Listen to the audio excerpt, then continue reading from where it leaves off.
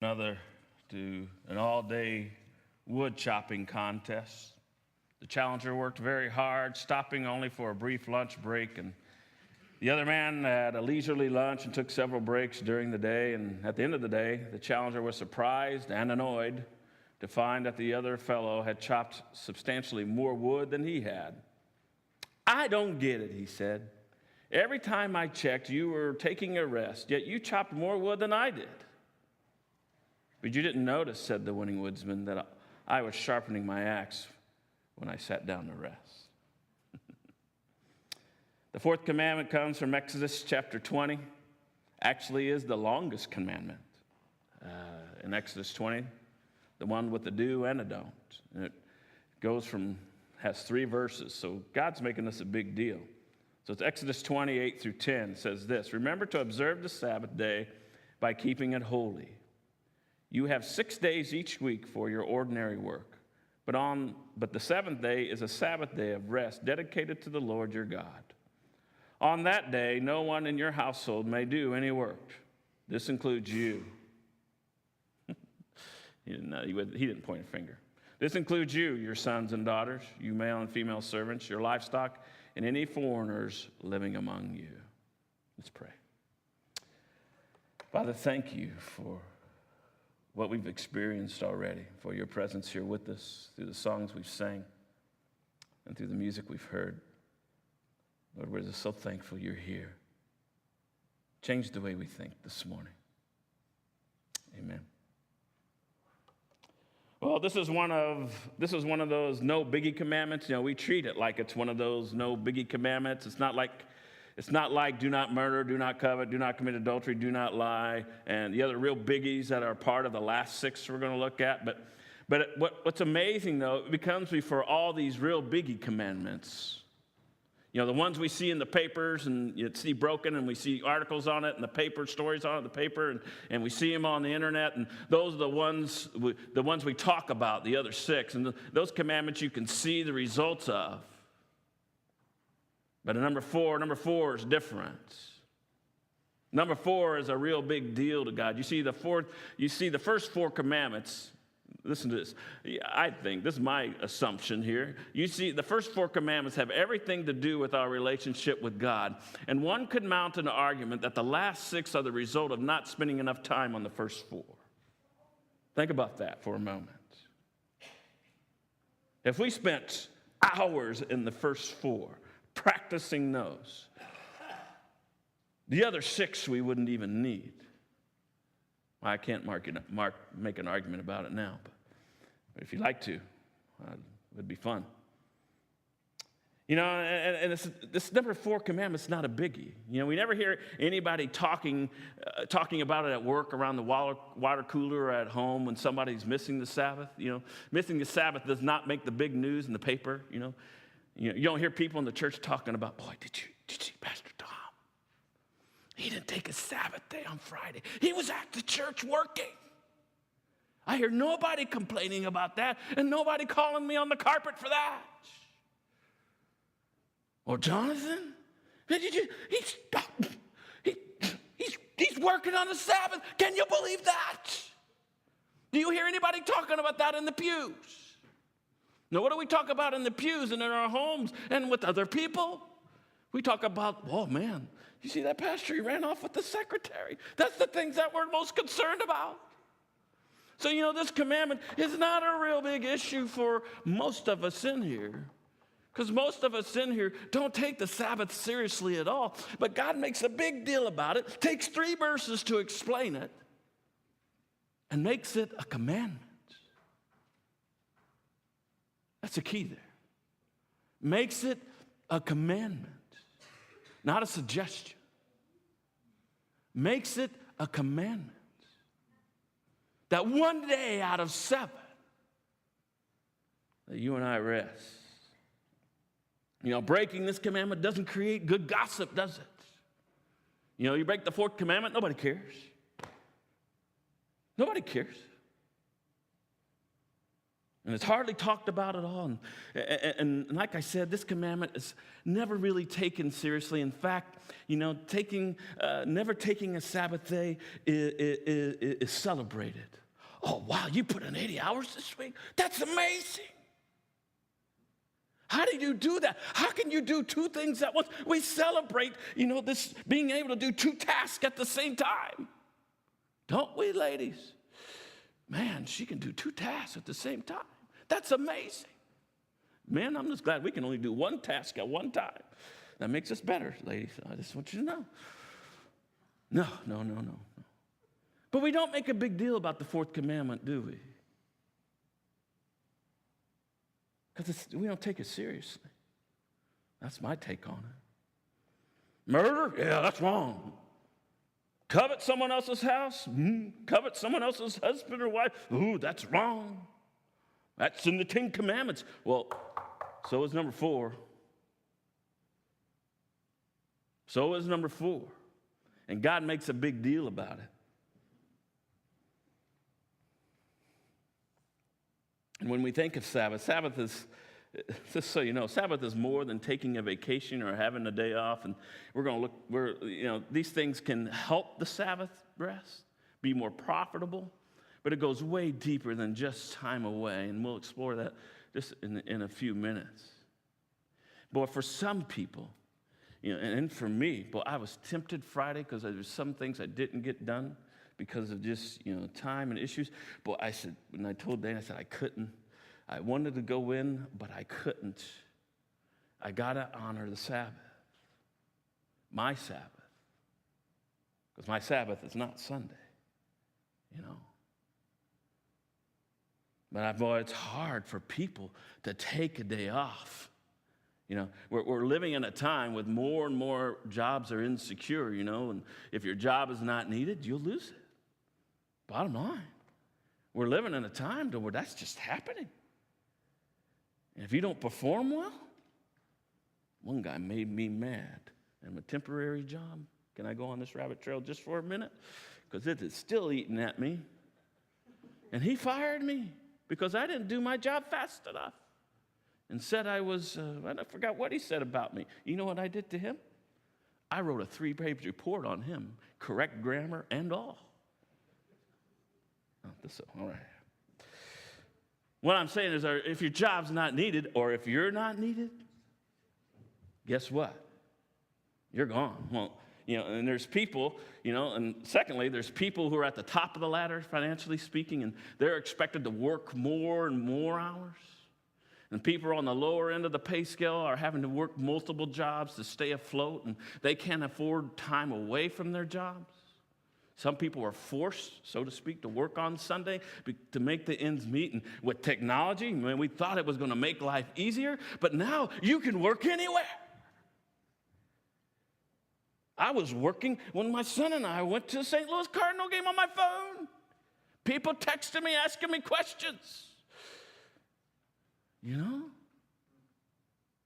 I can't even get away with it now. And you remember the first phones? I hated cell phones when they first came out. With a legitimate passion, I hated them. They were big and bulky, but that's not why I hated them. But now people can get a hold of me wherever I was. And as a pastor, that's not always a good thing. Because, we get caught up in this mindset. Man, I got to answer that. I got to do this. I got to answer that. I got to answer that Facebook request. I got to answer, because if not, they're not going to think I like them. Then they're going to say, well, why didn't you respond to me? And they're going to think I don't like them because I don't respond to a text or a Facebook message. Well, folks, sometimes I'm not going to respond, and I won't respond on Friday, just so you know. And if I do, you better say, why are you responding? This is your day off. You better respond that way. What are you doing with that? But technology. Boy, now we can work anywhere, anytime, any place. Meaning you can work everywhere. And then we are the first culture, in the history of mankind. We are the first culture in the history of mankind, U.S. of A., to find our worth in our work and how much money we make. Do you know that? We are the only nation. We are the only nation that values people for where they work and how much money they make. We do. I'm not saying it's totally missed Europe and Africa. But go to Jamaica, go to Africa, go to some of these places. They value relationship and then work. I remember working in Mexico. We're here, US of A, we're here to get the job done. We're here to build this house and build this brick house. And we started on this house. And you know what this lady kept telling us to do? Hey, would you come in and have a cup of lemonade with us? I got some snacks. We'd only worked an hour. Like, lady, don't you understand? We are here to serve you and build this house for you. Will you quit interrupting and trying to build a relationship with us? We would rather work and get the job done. That's our culture in the USA. But you go anywhere else. Especially in third world countries, you will find that they highly value relationship more than they do how much money you make or what kind of job that you have. And those people are noticeably different in America, aren't they? There are people who live that way. But we are the first culture in the history of mankind to find our worth in our work and how much money we make. In other words, that's where we find our identity. We ain't got a good paying job, then we ain't anybody. If we don't have this, and we're nobody. If we don't have this cell phone, we don't have this job. If I'm not making $25 an hour, I'm a nobody. And a lot of people live in that mindset, and they live in that way of thinking. And so, it's since we value money and work so much,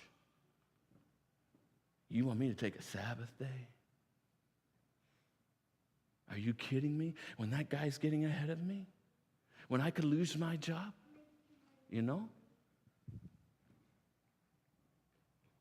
Taking all those factors, the technology and the first culture and, people working to make a lot of money and those having to work 4 jobs and we're living in a time where all our jobs are insecure. Taking all those factors in consideration, our heart, our mind, and our body and soul have no time to rest. We are living, what I'm deeming, as we're living in a restless era. I believe that. We can never have enough. We can never buy enough.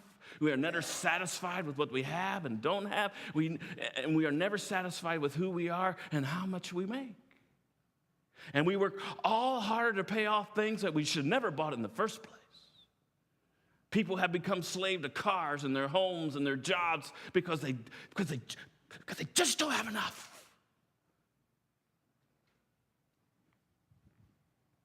And our whole life, it's just kind of like spinning plates. Show this to you. It's kind of like this.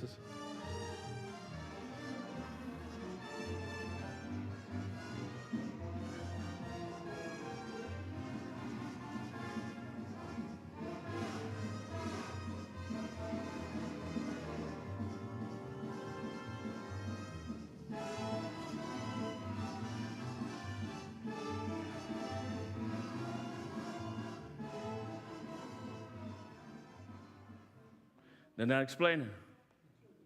We spend our whole life doing that. We run from this thing. You got to keep it going. Then we run over here to get this one going. Then we run back over here. We got to get that plate spinning, get that thing moving. And you saw him running. He did a lot more than that. He had eggs. He was flipping forks and the spoons, and he was doing like 5 things at one time. Amazing. That tux was really cool. And we celebrate that. And he got paid a lot of money to do that. And we think it's amazing.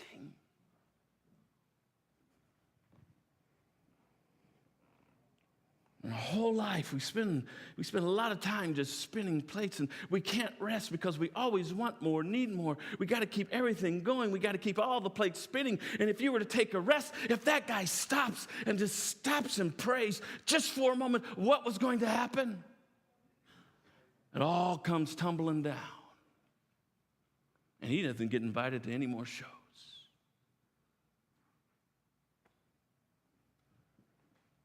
Now look at that. Apply that to our own life here. If you stop one day, God's saying, one day, stop.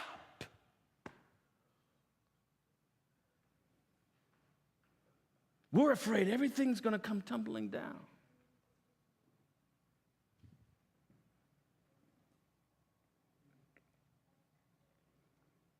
And God makes it a commandment because he knew.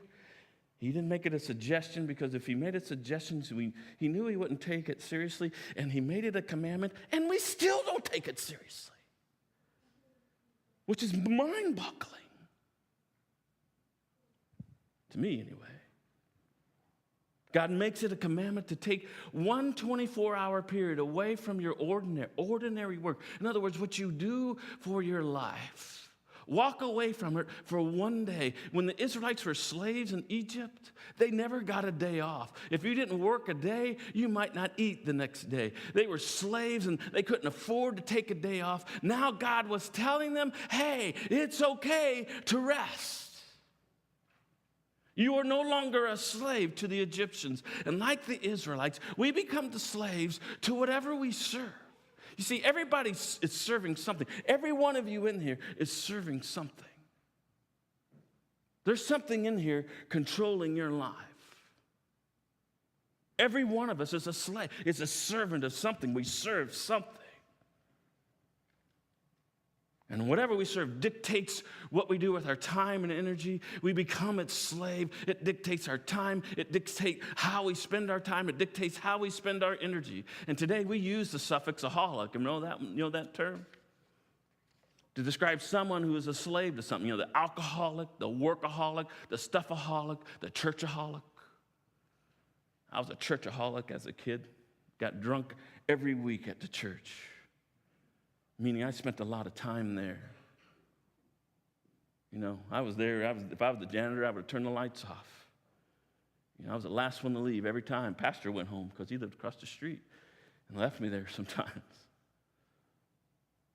You know, today we use that. You know, and when we're a slave to that, it becomes an aholic in our life. And when you're a aholic, guess what? When you're an aholic, you never find rest because you are always restless.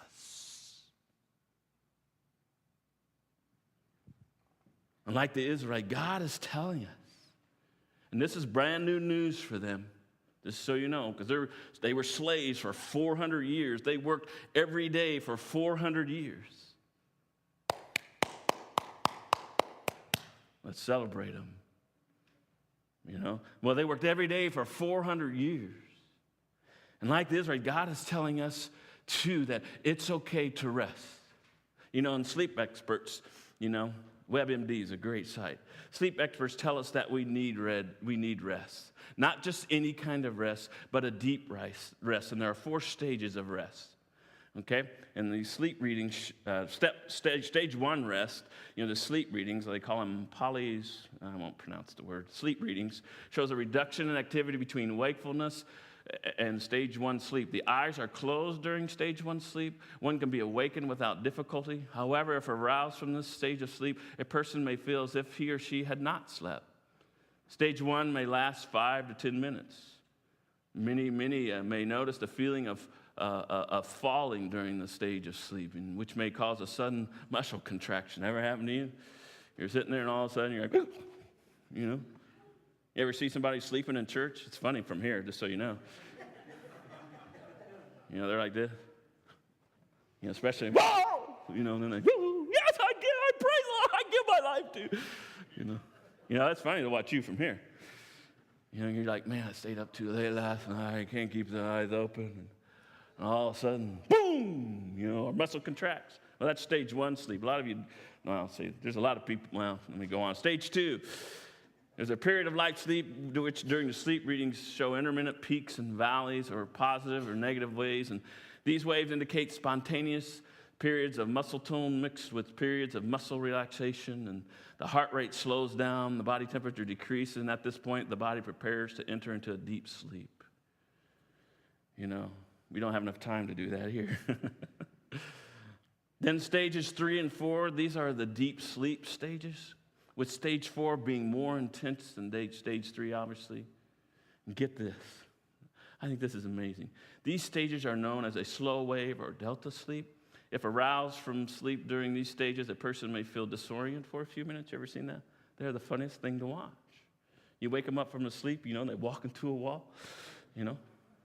Had a kid in camp, fell off his bunk onto a cement floor and stayed asleep. That was stage 4. I am not lying. I saw him. We left him there because he stayed asleep. You know, we didn't bother moving him. But that stage 4, it's a deep sleep. And during this deep stage of sleep, get this. The body repairs and regenerates tissue, builds bone and muscle, and appears to strengthen the immune system. This deep level sleep. When you get to that level, man, this is science.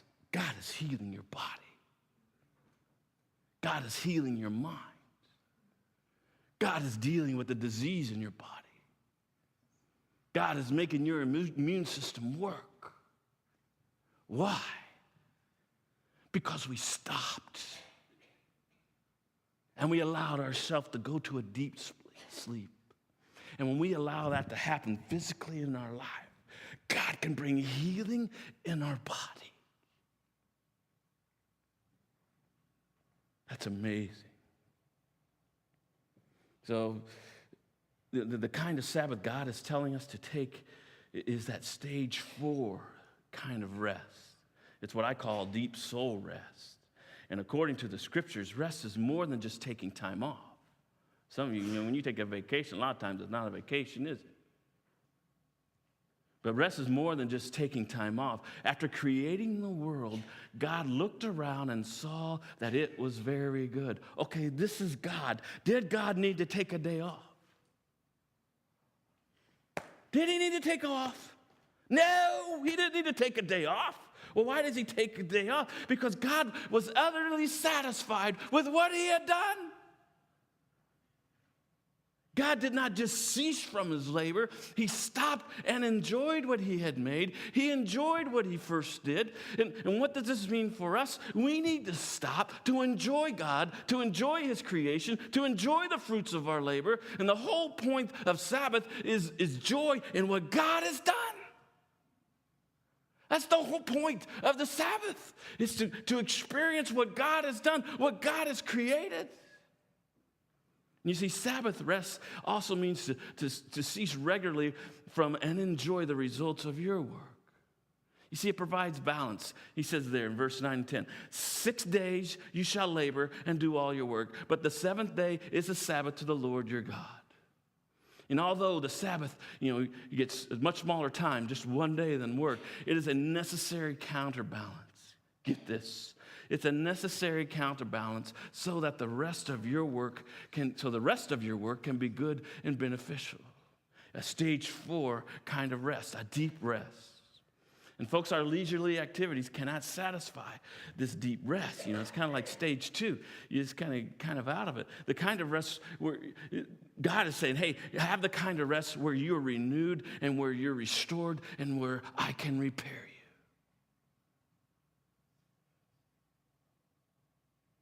Okay, in our rest-deprived culture, with our cell phone, with our internet, with our phones, with our schedule, how busy we are. And folks, what I have discovered over 25 years of ministry is that we're always busy. Let's wait till summer. Oh, summer's busy. Well, let's wait till the fall. When school starts, kids are back in school. Well, busy. Well, okay, Christmas, family stuff. Spring, surely, spring. Kids, things, we are a rest-deprived culture. So where do you find rest? Now, look at Luke 6, 1 through 5. Jesus helps us here. Jesus said this, one Sabbath day, Jesus' day off, disciples' day off, One Sabbath day, as Jesus was walking through grain fields, his disciples broke off heads of grain, rubbed the husk in their hands, and ate the grain. But some Pharisee says, "Why are you breaking the law by harvesting grain on the Sabbath?" Jesus replied, "Haven't you read in the scriptures what David did when he and his companions were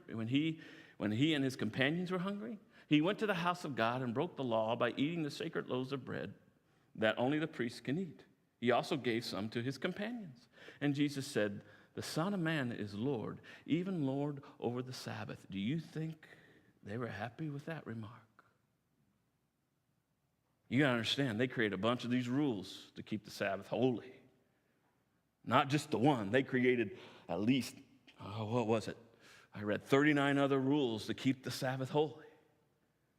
In other words, to work their around and manipulate and control the system there, that we learned last week, misusing God's name.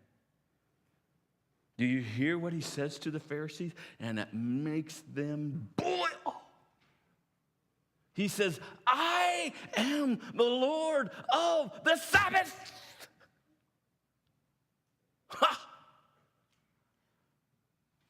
That just made them boil. Because you know what he was calling himself, don't you? Do you hear it? He says, "I am God among you."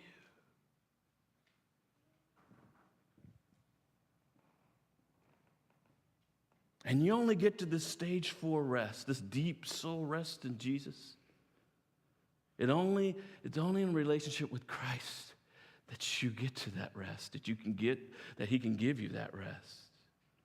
Because when you enter in relationship with Christ, you enter into his rest. Look at Hebrews 4.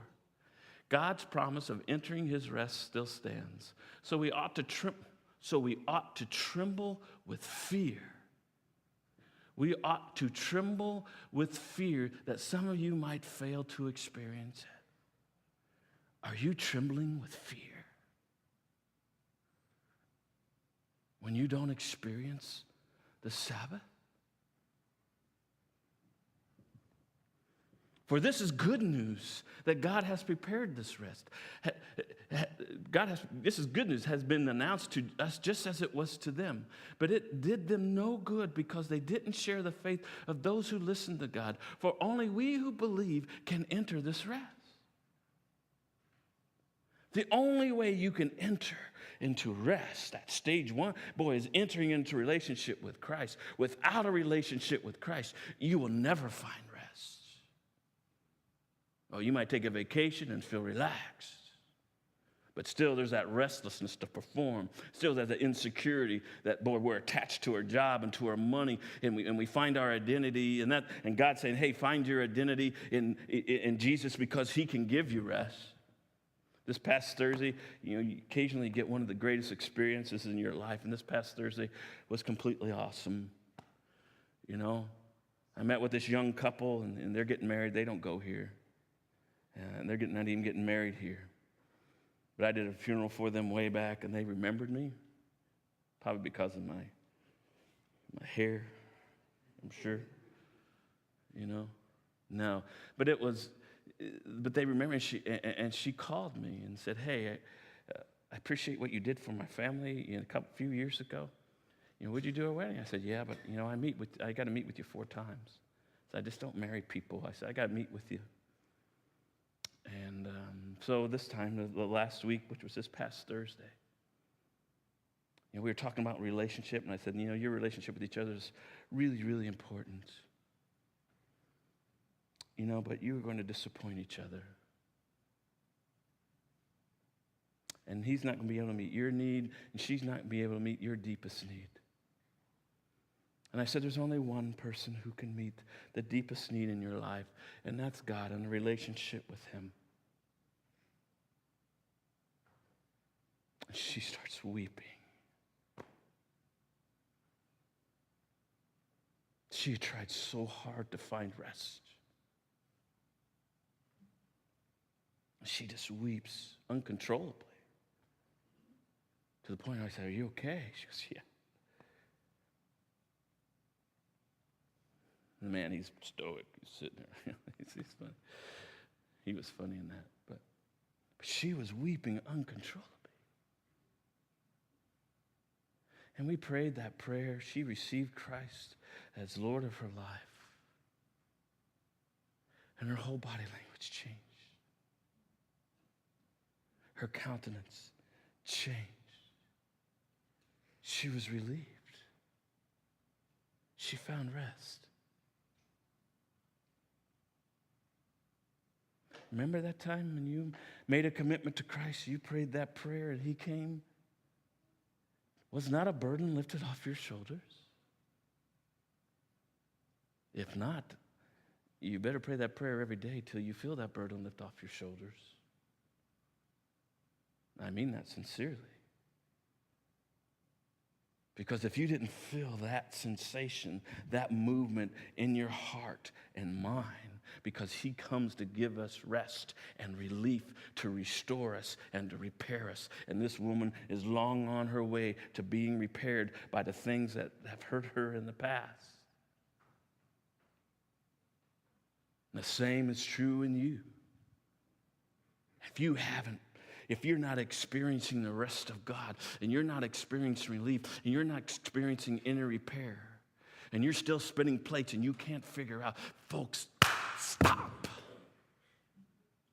Pray that prayer one more time. God, you promised me rest, but I'm not experiencing it. Would you come into my life? Because when he comes into your life, no doubt and no denial, he will give you rest beyond your imagination. He will repair things in your life you didn't think were repairable. He will restore the joy of life in you.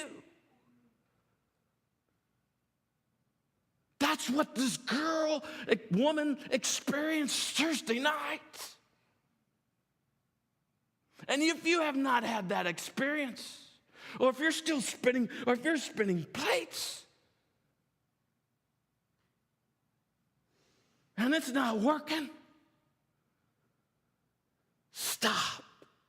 Pray that prayer every day until you really experience God changing your life, changing the way you think, changing what's going on inside of you, because you're going to burn out, you're going to die, and you're going to spend eternity in hell because you're breaking a commandment. At least that's my understanding. There's grace. We're not talking about grace today. Okay? But there is grace. I want you to know that. When we mess it up, God wants to repair us still. There's grace. But God wants us to have that deep kind of rest. And you can only experience that rest with a relationship with Christ. And, and I know everyone, we prayed that prayer and, God, lifts that burden off our shoulders and you enter into that rest. And before you can experience that stage 4 rest, that deep soul rest, you must first enter into a relationship with him, a real one, not just one that gives lip service to. Yeah, I'm a follower of Jesus. Really? Explain to me how that came to be. What have you experienced in your life since you made that commitment? Has anything changed in your life? Are you taking the Sabbath? Are you making it holy?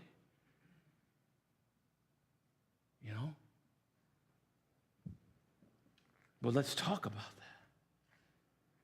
Before you can experience it, first one, enter a relationship with him, and this is that stage 1, I believe. And there's no rest. Guess what? There's no rest for those who turn away from God. They'll never have enough stuff. They can't buy enough stuff. They can't drink enough stuff. And there's this constant longing for more, and they're never satisfied with their life. And I believe that's what hell is.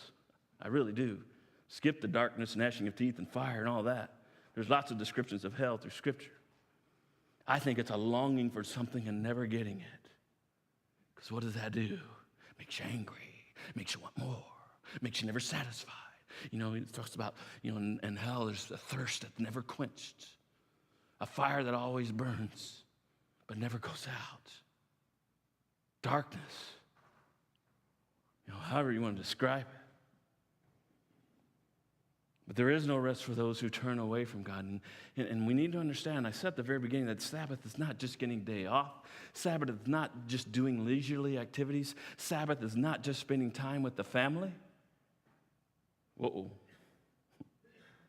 You see, to the Jew, and this is who it was written to, folks, and it's written to us today, to the Jew and to us, the Gentiles, Sabbath was intentional to the Jew.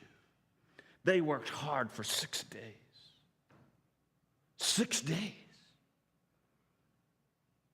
And the Sabbath for them was not about having a day off and relaxing. And we just learned Jesus worked on the Sabbath.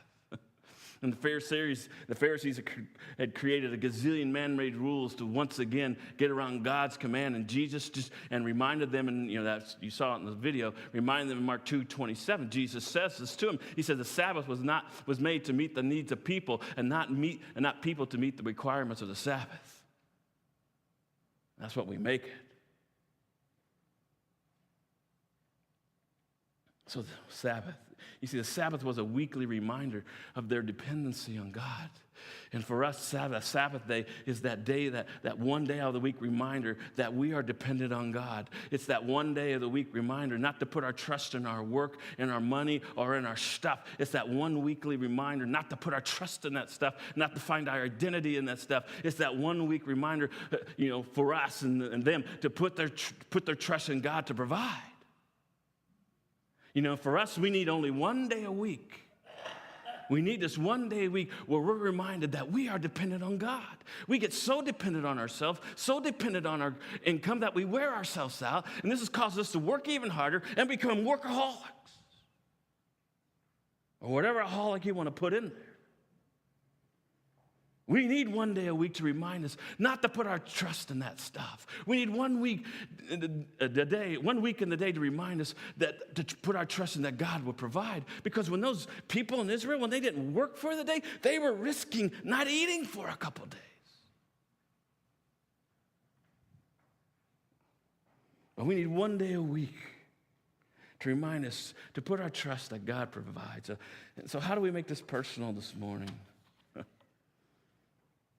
First of all, understand that the restlessness that you feel in your life, whenever you are feeling restless in your life, there's a need for God. And you lost your focus. You get what I'm saying? When you feel a restlessness in your life, in your heart, it's a need for God. He's telling you to stop. Depend on me. I will provide.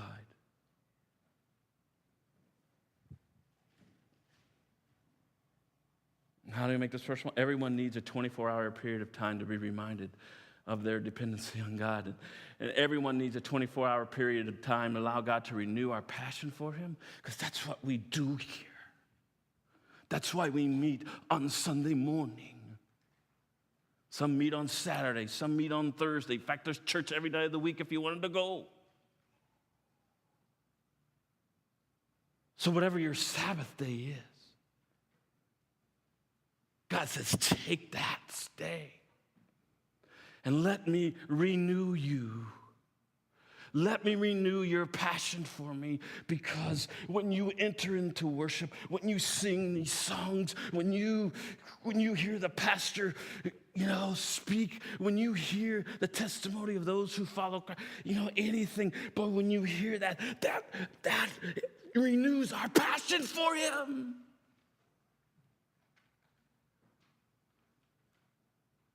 And Sunday just happens to be most of your Sabbaths. So when you leave here, do you feel renewed and refreshed and repaired? If not, you're not entering into the Sabbath. You're focused on totally something else. And God says, would you stop for 24 hours and have a date with me? And when you're on a date, at least on my dates, nobody else mattered. Don't bother me when I'm on a date with my wife. I won't respond. God's saying, give me 1 day out of your life. I want to be a part of every day, but one day, set that day aside to go on a date with me. Let me renew you, renew your passion, renew your energy, refocus you, get you on thinking about the right things, get you thinking on the things that really matter. Let me do that I can do that in one day, if you will let me.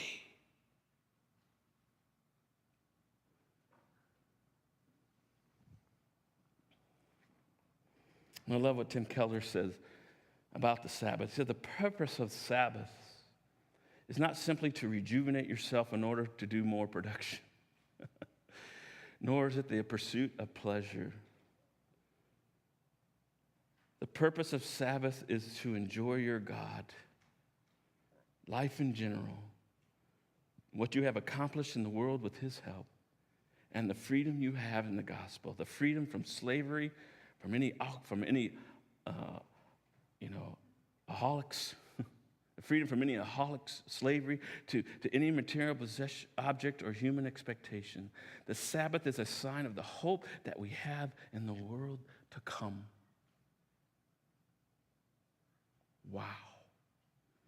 Boy, if you're not enjoying God, if you're not enjoying your life, or you're a slave to this material world, or you're a slave to what others expect from you, you're a slave to money, a slave to owning a new car, slave to owning a list, slave to getting in debt and can't figure out how you got there, if you're a slave to all of that, if you're not enjoying that, then I encourage you this morning to enter into His rest. And I promise you, and He'll remind you, and I promise you, He will restore you, He will renew you, and He will repair you in this moment.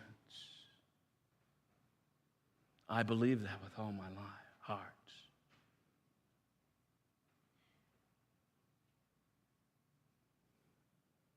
No biggie. Sure is a biggie.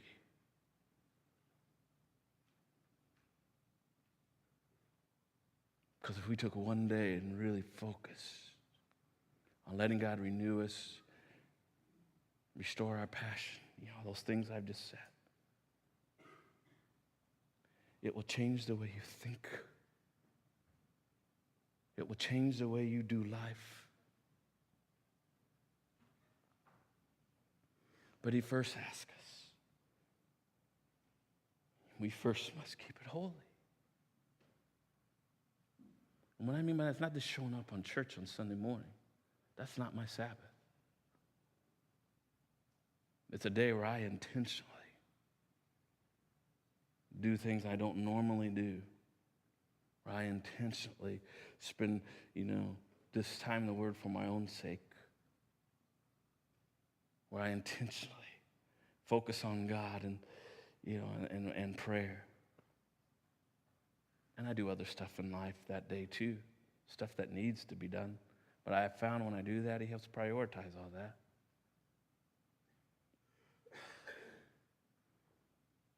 You can continue to spin plates, be like this guy. Keep running, spinning that one, keep that one going, get that plate going, and eventually, if you watch the whole video, it gets all those plates going, everything spinning, flipping forks, eggs everywhere, flipping eggs and landing them in the cup without breaking. Amazing. And we call that amazing. But God's saying, hey, one day, work hard for those 6.